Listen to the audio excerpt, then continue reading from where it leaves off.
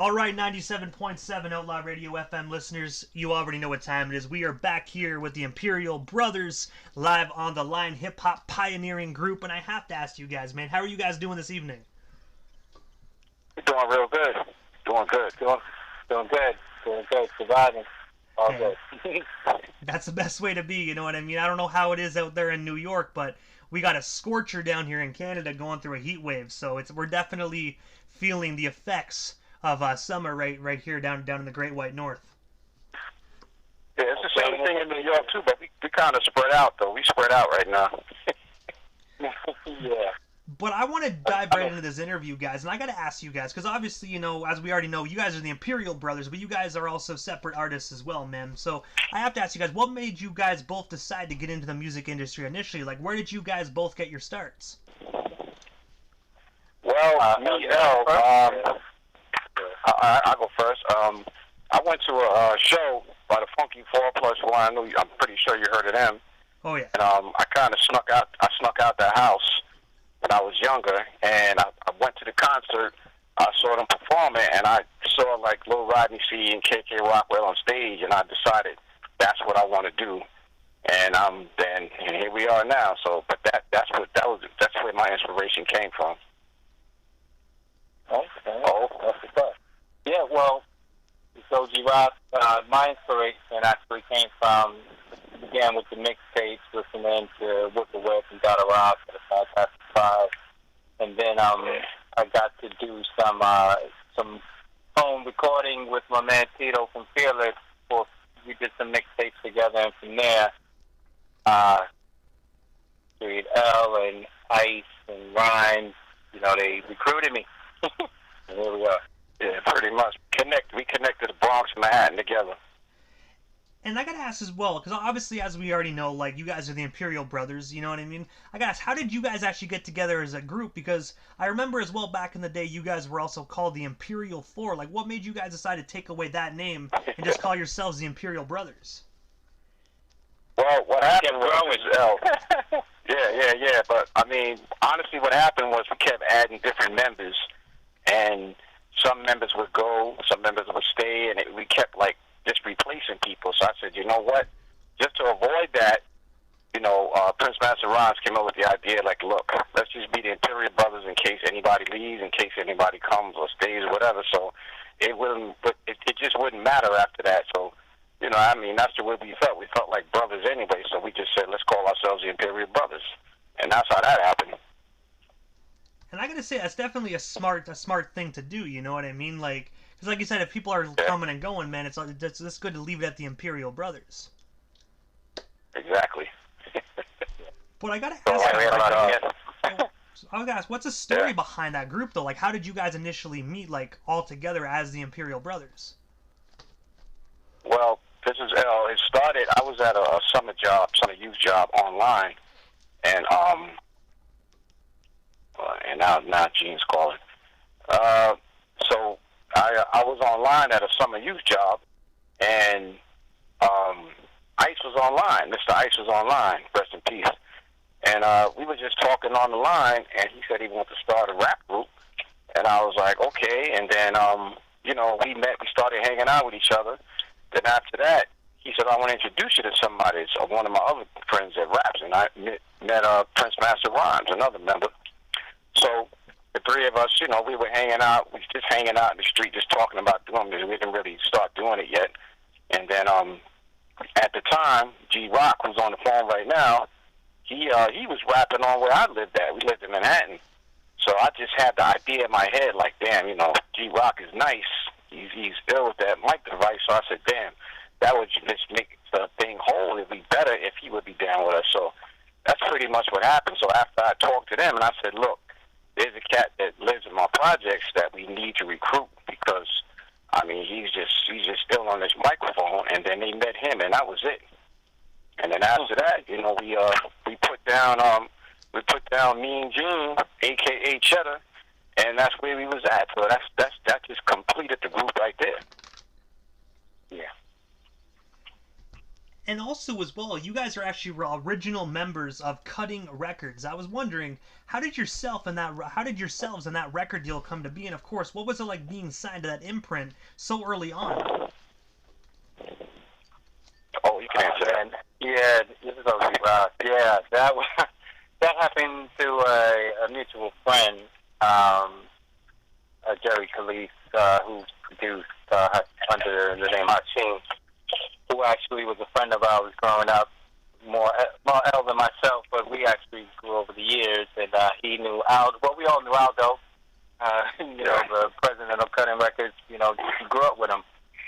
So once he heard what we were doing, and working with Jerry, he's like, "Come on in," and we were young, so the contract process was, fun. I'll say that.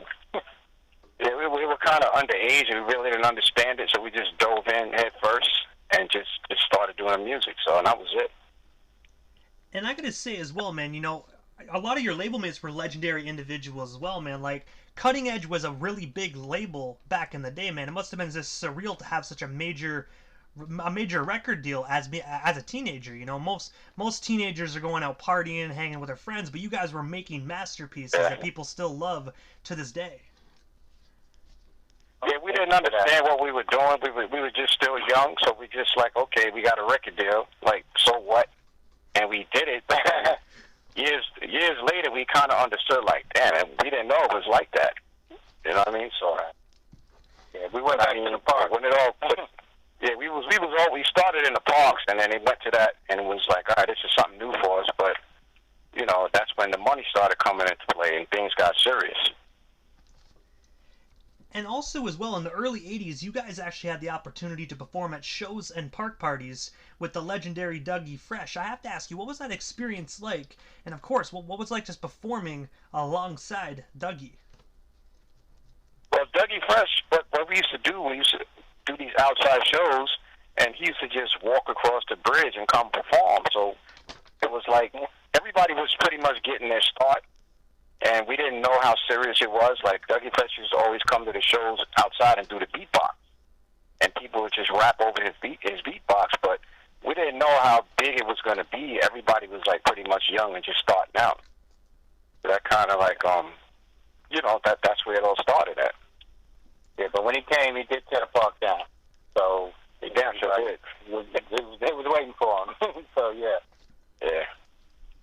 And I gotta say as well, you guys actually did a lot of amazing shows with other individuals as well, man, like Kool Herc and so many legendary New York MCs, man, you know what I mean? Like, you guys really were there through the beginning of everything, man. Yeah. Yeah, I mean, it was fun at the time, but it's like I was saying, everybody was starting out. But then years later, you didn't really know the impact until you start looking back, and everybody's like idolizing some of these artists. And I was like, damn, we were there with them. We were all younger than them, but it was like they were right there doing the same thing. And it was just like, now it's like, wow. But before it was like, oh, okay, well, Kool Moe Dee is going to perform with us at the show, or, Cold Crush or whoever. But it wasn't as serious as we thought it was. We were just having fun. That's what it was. Yeah. And also as well, what we were doing.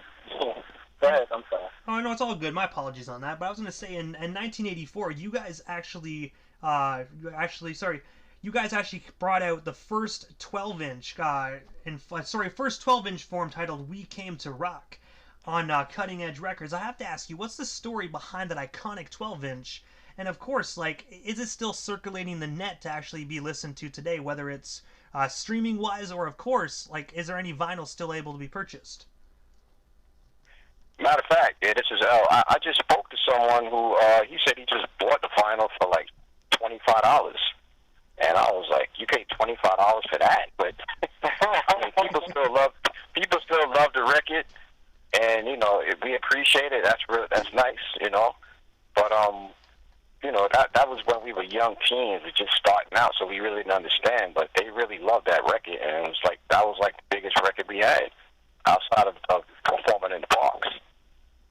Yeah, what it was is Aldo and Jerry on Cutting Records. They wanted to mix some of the electro sound with some of the sounds that we were bringing from the street and our melodies that we would use when we perform. So we were able to try to, put a mix together. It was brand new for us, and, still shocked to see that, it's still being played, Yeah, it's still playing today, yeah. Some people I know, they're saying they play it at their house parties, and, the younger generation don't know what it is. They just know they're just jumping up and down and like, well, what is that? But it's still being played today, that's a blessing, Indeed. And I gotta say as well, my personal favorite by you guys was actually on that same 12-inch, but on the other side. It was actually called We Dub to Scratch. And I have to ask you, because I noticed as well that it actually featured the late, great WizKid. And unfortunately, the internet doesn't have a lot about him. And of course, today, this generation of individuals don't really know who the late, great WizKid is. So I was wondering if you can tell our listeners a little bit more about WizKid. And of course, what was it like just working with him on that particular record? Well, WizKid, this is L. WizKid, I first met WizKid in the T Connection, and we were just starting out, but WizKid was like the scratch king back then. Real nice guy, whatever, quiet, and but when he gets on them turntables, he just scratched the hell out the record. But Hashim befriended him also and asked him to be on the record, and he just did a whole lot of scratching, and it was just fun. We just livened up the record, and that Dub the Scratch mix, Red Alert likes that part too. He played that. He killed that on the radio back in the day, so we appreciated that. So that was a good thing. Yeah. Yeah, WizKid was instrumental in making that song pop, and we really appreciate it. Because really nice guy. He livened up that track. Yeah, he did. Yeah, he did. And I gotta say, he definitely was a scratch master, man. It's really sad to just to know that he passed away, man. Just thinking about what he could have did within hip hop, man, because he was one of the best DJs to actually grace this amazing genre. Yeah, no, exactly. He was. Yeah, He was for sure. And also, as well, going into the mid to kind of like the mid 2000s here, I actually noticed as well that L, you were actually working on a album with Bad Habit Music, a label actually based in France. I was wondering if you can tell our listeners a bit more about that. And of course, because I know, I read it was around 2007 criteria. So did that album actually ever make it on the shelves? And if so, where can we actually snag ourselves a copy today? Right. Now, what happened with that was we just did a small EP. It was just 3 songs.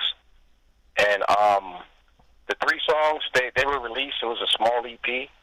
And it was just, honestly, it was just, just to be straight and keep it real, the original members really backed out from music.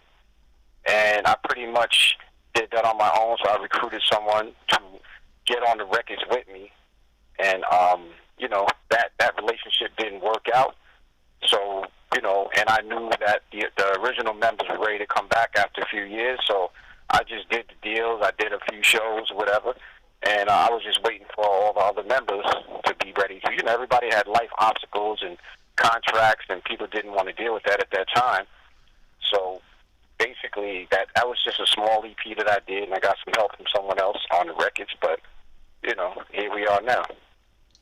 And I gotta say as well, the EP definitely turned out phenomenal, even though it was only 3 songs. It definitely was refreshing to hear that Imperial Brothers vibe in the mid to late 2000s. Because unfortunately, around 2007, that's when the whole mumble stuff started to come out. You know what I mean? So it was really refreshing to have that real hip hop sound.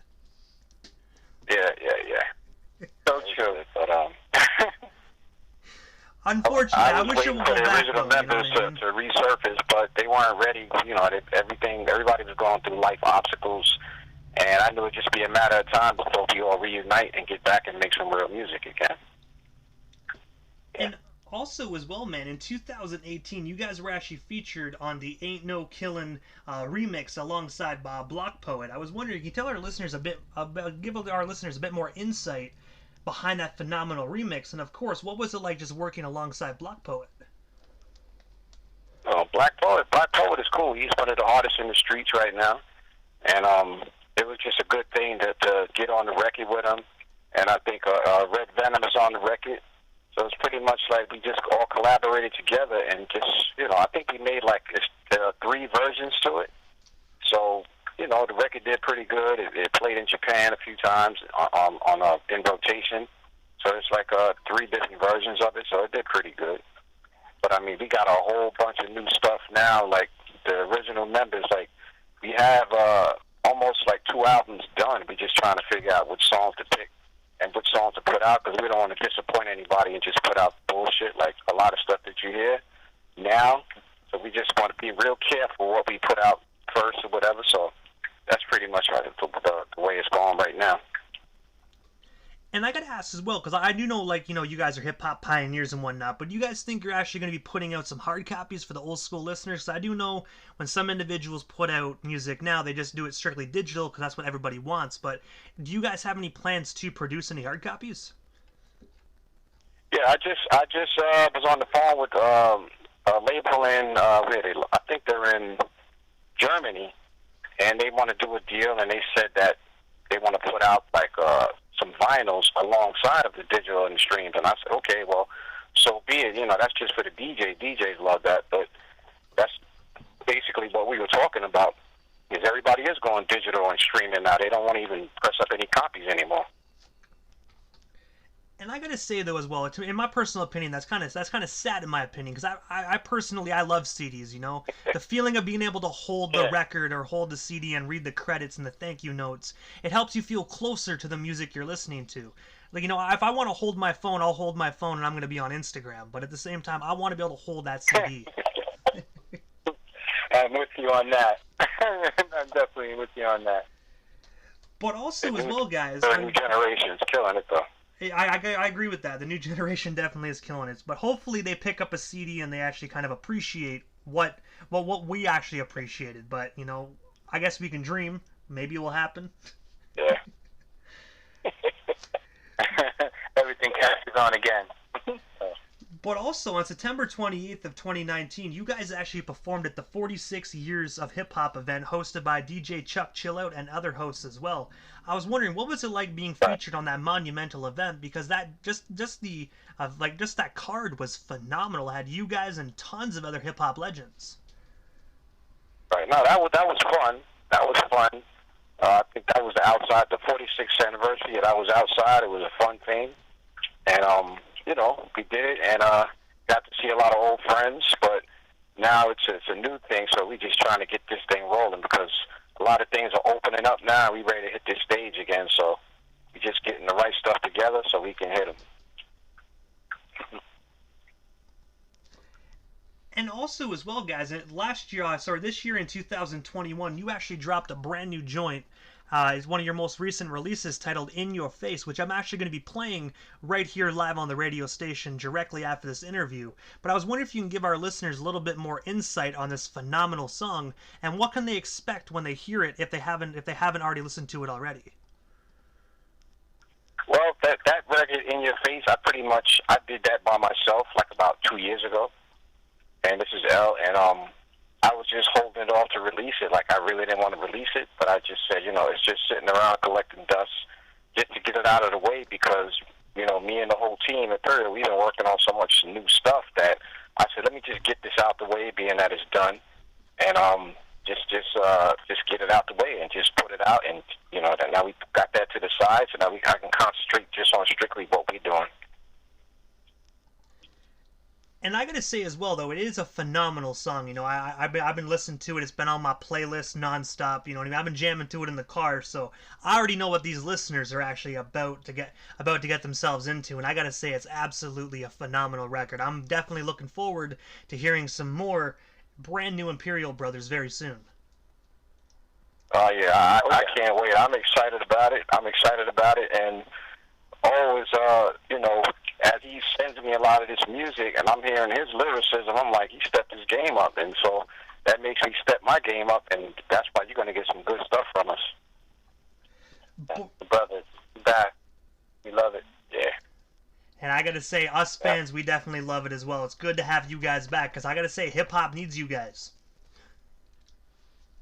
Yeah, like I noticed that, I went online one day and just put in Imperial Brothers, and I noticed, like, there's like a lot of people using Imperial Brothers, and I just laugh to myself like, wow, so many of them, like they're all over the place. So, I just said, well, just to nip it in the bud, I said we'll just be the original Imperial Brothers, and whoever wants to use that, they can just use it, like So we went and trademarked the original Imperial Brothers. So that's who we are. So it's like anybody can use it. They can do what they want. So boom, checkmate.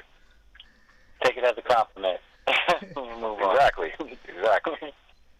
But I gotta ask you guys, what is next for the Imperial Brothers? Because I do know that you mentioned you guys have enough content for at least a couple records, man. But other than you guys putting out some new music, what is next for you guys as solo artists and of course as a group? Like, is there anything I missed? Anything else you guys still want to talk about or promote? What stuff you hear live on the Canadian airwaves? Go ahead, Al. We're just looking forward to the new music. Stay tuned. We got a lot coming, and it should be exciting, fun, and we're going to be bringing some of those Imperial Brothers melodies back. So, but yeah, we got a lot of collaborations we've been doing, and a lot of new music. So we're just excited about it. So we're just looking forward to it. But like I said, we want to put out the right thing and not rush it just because everybody has something out. We're like, nah, we want to put out the right thing where it's like, there's no disappointments about anything. So everything that we've been doing so far is coming out real good, and we love it. Some things we put to the side, like, nah, we don't want to put that out right now, and we concentrating on the heavy stuff. Yeah. And I gotta say though as well, sometimes sometimes from a fan's point of view, good things come to those who wait, man. A lot of people, they rush their music. I would rather wait about 2-3 years for a new album, because then you're going to get the best of that artist. Exactly. I mean, we've been, always, he produces a lot of our music. So we have him along with the Wu-Tangs on DJ Wiz, so he produces a lot of our music. So between the both of them, we have a lot of smash records that we're waiting to drop. And when we drop them, they come in, and they come in hard. So that's what we're excited about. So we're patient. We're not going to rush anything and just throw it out. But the stuff that's coming, I think everybody's going to love it. Yeah. As we do it for the love of hip-hop. So here we go. It is. And also, guys, this is the time in the interview quickly, right before I wrap things up, that I give a chance for the individuals that slide into the radio station airwaves, just a chance to give shout-outs to whomever they want to give shout-outs to, but most of all, your social media handles. That way our listeners can follow you guys as solo artists, and of course, follow the Imperial Brothers and any new stuff they currently have going on. I'll let you handle it. We're going to use... Yeah. Say what? We're going to use the Imperial that you got, so go ahead and speak to it. Yeah, like anything Imperial Brothers, you can look up on Instagram, Facebook. We're on there, and anybody can find us. We're everywhere. So reach out. And I gotta say to both of you guys, thank you so much, man, for just giving us a little bit of your time this evening, man. I'm definitely honored.